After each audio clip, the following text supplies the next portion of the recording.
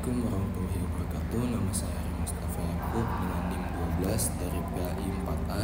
Di sini saya akan menjelaskan tentang desain kurikulum. Pengertian desain kurikulum. Desain adalah rancangan, pola atau model mendesain kurikulum berarti menyusun rancangan atau model kurikulum sesuai dengan misi dan visi sekolah. Tugas dan peran seorang desainer kurikulum menentukan bahan dan cara mengembangkan kurikulum yang baru sesuai dengan kondisi lingkungan pendidikan. Beberapa ahli merumuskan macam-macam desain kurikulum. Eisner dan Valens 1974 membagi desain menjadi 5 jenis, yaitu model pengembangan proses kognitif, kurikulum sebagai teknologi, kurikulum aktualisasi diri, kurikulum rekonstruksi sosial, dan kurikulum rasionalisasi akademis. Amsenil 1977 membagi desain kurikulum menjadi 4 model, yaitu kurikulum humanistis, kurikulum rekonstruksi sosial, kurikulum teknologi, dan kurikulum subjek akademik. Saylor, Alexander, dan Lewis 1991 membagi kurikulum menjadi kurikulum subjek matter, disiplin, kompetensi yang bersifat spesifik, atau kurikulum teknologi, kurikulum sebagai proses, kurikulum sebagai fungsi sosial, dan kurikulum yang berdasarkan minat individu. Brennan 1985 mengembangkan 3 jenis model desain kurikulum, yaitu kurikulum yang berorientasi pada tujuan, model, proses, dan model kurikulum yang didasarkan kepada analisis situasional. Longstreet dan Sain 1993 membagi desain kurikulum menjadi 4 model, yaitu desain kurikulum yang berorientasi pada masyarakat, desain kurikulum yang berorientasi pada anak, desain yang berorientasi pada pengetahuan, dan desain kurikulum yang bersifat elektrik. Desain kurikulum disiplin ilmu. Menurut para ahli desain kurikulum disiplin ilmu, menurut Longstreet 1993, desain kurikulum ini merupakan desain kurikulum yang berpusat pada pengetahuan yang dirancang berdasarkan struktur disiplin ilmu. Oleh karena itu, model desain ini dinamakan juga model kurikulum subjek akademis yang penekanannya diarahkan untuk mengembangkan ilmu intelektual siswa.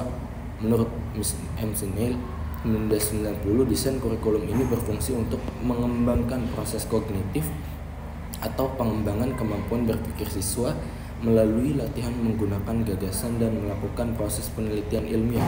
Model kurikulum yang berorientasi pada pengembangan intelektual siswa dikembangkan oleh para ahli mata pelajaran sesuai dengan disiplin ilmu masing-masing. Mereka menyusun materi pembelajaran apa yang harus dikuasai oleh siswa, baik yang menyangkut data dan fakta, konsep maupun teori yang ada dalam setiap disiplin ilmu mereka masing-masing. Salah satu kurikulum yang berorientasi pada disiplin ilmu atau disebut juga kurikulum subjek akademis adalah Main Course of Study atau singkat jadi MACOS, yang dirancang untuk memperbaiki proses perbaikan pengajaran ilmu sosial dan humanistis. Kurikulum ini diperuntukkan untuk siswa-siswa sekolah dasar. Dalam paket kurikulum itu terdiri dari buku, film, poster, permainan, dan perlengkapan kelas lainnya. Pengembangan kurikulum mengharapkan siswa dapat menggali faktor-faktor penting yang membuat mereka menjadi sebagai manusia melalui perbandingan dengan binatang. Anak menyadari akan kemanusiaannya dengan membandingkan suatu masyarakat dengan masyarakat lainnya. Anak akan memahami adanya aspek universal dari kebudayaan manusia. Tujuan utama kurikulum MACOS adalah perkembangan intelektual, yaitu membangkitkan penghargaan dan keyakinan akan kemampuan sendiri dengan memberikan serangkaian cara kerja yang memungkinkan anak mampu menganalisis kehidupan sosial walaupun dengan cara yang sederhana. Terdapat 3 bentuk organisasi kurikulum yang berorientasi pada disiplin ilmu, yaitu subjek sentral kurikulum. Pada subjek sentral kurikulum, bahan atau isi kurikulum disusun dalam bentuk mata pelajaran yang terpisah-pisah. Misalnya, pada mata pelajaran sejarah, matematika, kimia, fisika, biologi, dan sebagainya. Mata pelajaran itu tidak berhubungan atau satu sama lain pada pengembangan kurikulum di dalam kelas atau pada kebiasaan belajar mengajar. Setiap guru hanya bertanggung jawab pada satu mata pelajaran yang diberikannya. Correlated kurikulum. Mata pelajaran tidak disajikan secara terpisah, tapi mata pelajaran ini memiliki kedekatan atau dikelompokkan sehingga menjadi suatu bidang studi profil. Merelaksikan Bahan atau isi materi kurikulum dapat dilakukan dengan beberapa pendekatan, yaitu pendekatan struktural.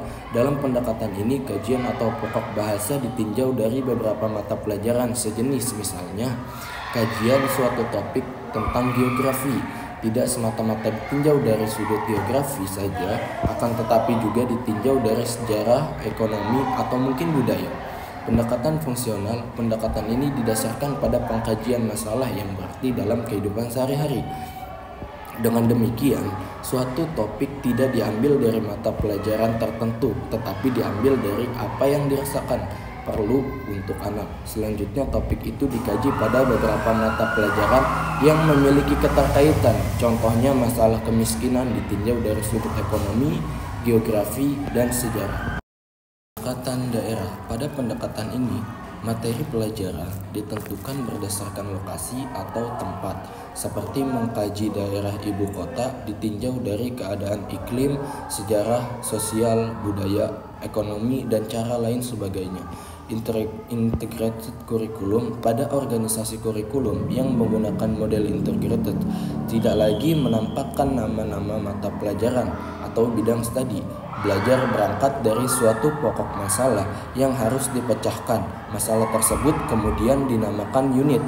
Belajar berdasarkan unit bukan hanya menghafal sejumlah fakta, akan tetapi juga mencari dan menganalisis fakta sebagai bahan untuk memecahkan masalah. Belajar melalui pemecahan masalah itu diharapkan perkembangan siswa tidak hanya terjadi pada segi intelektual saja, tetapi seluruh aspek seperti sikap, emosi, atau keterampilan. Desain kurikulum berorientasi pada masyarakat. Rancangan kurikulum yang berorientasi pada masyarakat didasari oleh asumsi bahwa tujuan dari sekolah adalah untuk melayani masyarakat. Oleh karena itu, kebutuhan masyarakat harus dijadikan dasar dalam menentukan isi kurikulum. Ada 3 perspektif desain kurikulum yang berorientasi pada kehidupan masyarakat, yaitu 1. Perspektif status quo. Rancangan kurikulum ini diarahkan untuk melestarikan nilai-nilai budaya masyarakat. Dalam perspektif ini, kurikulum merupakan perencanaan untuk memberikan pengetahuan dan keterampilan kepada anak didik sebagai persiapan menjadi orang dewasa yang dibutuhkan dalam kehidupan masyarakat. Yang dijadikan dasar oleh para perancang kurikulum adalah aspek-aspek penting kehidupan masyarakat. Kegiatan-kegiatan utama dalam masyarakat yang didasarkan untuk menjadi isi kurikulum adalah sebagai berikut.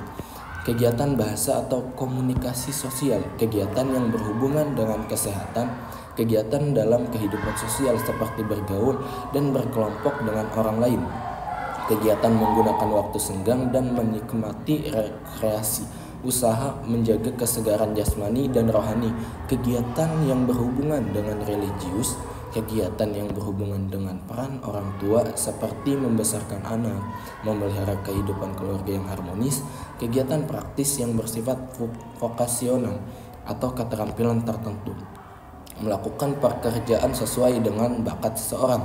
Di samping hal-hal tersebut di atas, perspektif ini juga menyangkut desain kurikulum untuk memberi keterampilan sebagai persiapan untuk pekerja.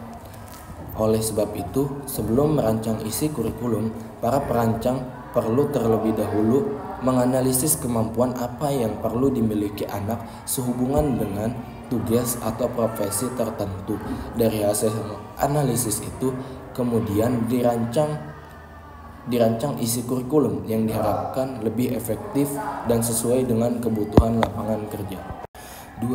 Perspektif pembaharuan, the reformist perspektif. Dalam perspektif ini, kurikulum dikembangkan untuk lebih meningkatkan kualitas masyarakat itu sendiri.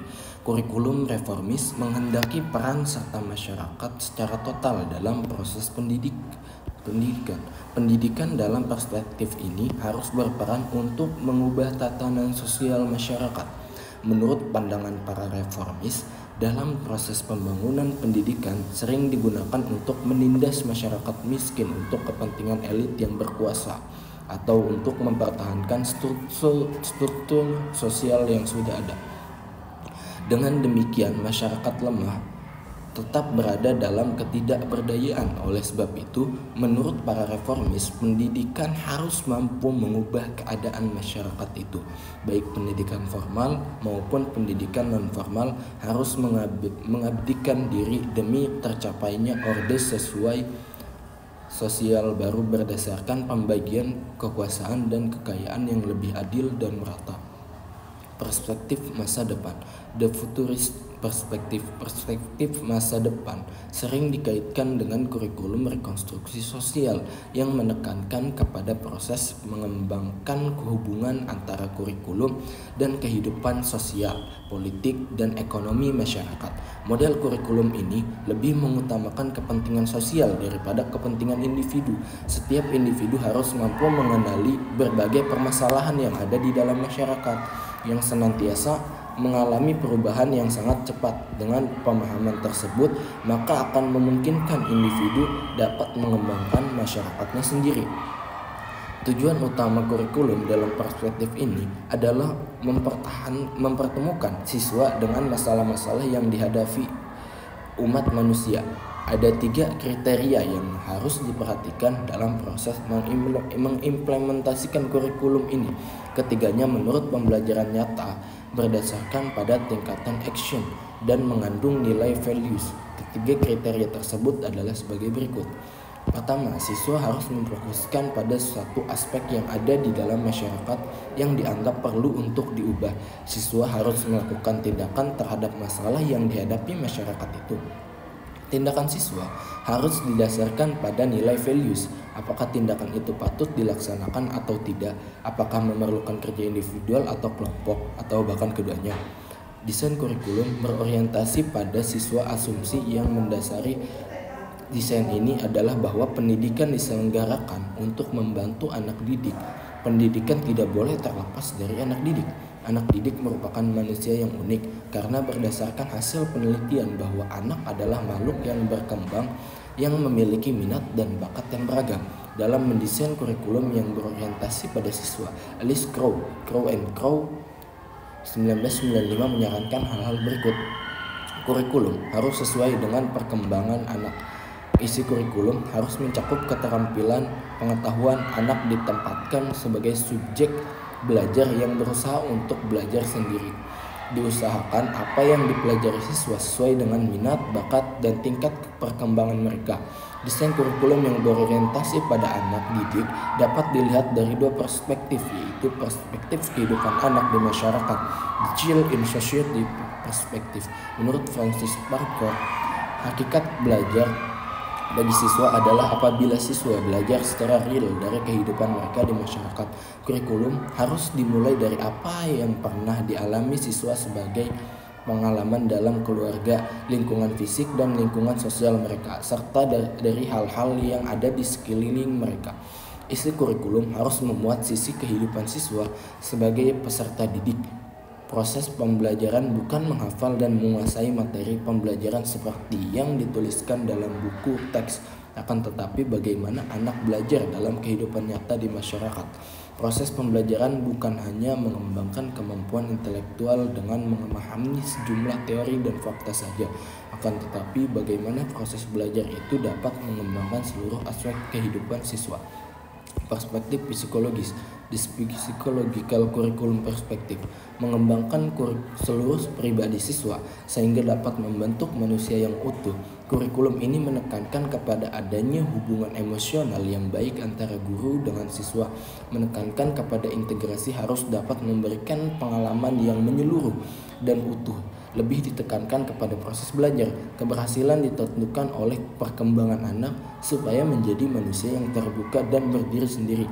Mengevaluasi berbagai kegiatan yang telah dilaksanakan, memberikan kesempatan kepada siswa untuk tumbuh berkembang sesuai dengan potensi yang dimilikinya. Desain kurikulum teknologi. Teori pendidikan berbasis teknologi pendidikan menjadi sumber untuk pengembangan model kurikulum teknologis, yaitu model kurikulum yang bertujuan memberikan penguasaan kompetensi bagi para peserta didik melalui berbagai teknologi, baik metode pembelajaran atau media pembelajaran, sehingga peserta didik dapat menguasai keterampilan-keterampilan dasar tertentu. Model desain kurikulum teknologi difokuskan kepada efektivitas program, metode, dan bahan-bahan yang dianggap dapat mencapai tujuan. Pengaruh teknologi terhadap kurikulum dapat dilihat dari dua sisi: penerapan alat hasil teknologi, perencanaan yang sistematis dengan penggunaan media atau alat dalam kegiatan pembelajaran. Penggunaan tersebut untuk meningkatkan efektivitas dan efisiensi pembelajaran. Contoh komputer, radio, film, video. Penerapan teknologi sebagai sistem menekankan kepada penyusunan program pembelajaran dengan menggunakan pendekatan sistem yang ditandai dengan perumusan masalah khusus sebagai tujuan tingkah laku yang harus dicapai. Karakteristik kurikulum teknologi yaitu belajar dipandang sebagai proses respon terhadap rangsangan. Belajar diatur berdasarkan langkah-langkah tertentu dengan sejumlah tugas yang harus dipelajari dan siswa belajar individual, namun dalam hal tertentu bisa kelompok. Menurut McNeil pada 1990, tujuan kurikulum teknologi ditekankan kepada pencapaian tingkah laku yang dapat diukur. Oleh karena itu, tujuan umum dijabarkan menjadi tujuan khusus, yaitu di setiap mata pelajaran atau disiplin ilmu. Sebagaimana tujuan pembelajaran yang ingin dicapai, maka organisasi bahan pembelajaran dalam kurikulum teknologi memiliki ciri-ciri berpatokan kepada rumusan tujuan. Materi disusun berjenjang, materi dimulai yang sederhana sampai ke kompleks. Selanjutnya, untuk efektivitas dan keberhasilan implementasi kurikulum teknologi hendaklah memperhatikan prinsip-prinsip sebagai berikut. Kesadaran akan tujuan, artinya siswa perlu memahami bahwa pembelajaran diarahkan untuk mencapai tujuan. Dalam pembelajaran, siswa diberi kesempatan mempraktikkan kecakapan sesuai tujuan. Siswa perlu diberitahu hasil yang telah dicapai. Mungkin itu saja yang bisa saya sampaikan. Kurang lebihnya saya mohon maaf. Wabillahi taufiq wal hidayah. Wassalamualaikum warahmatullahi wabarakatuh.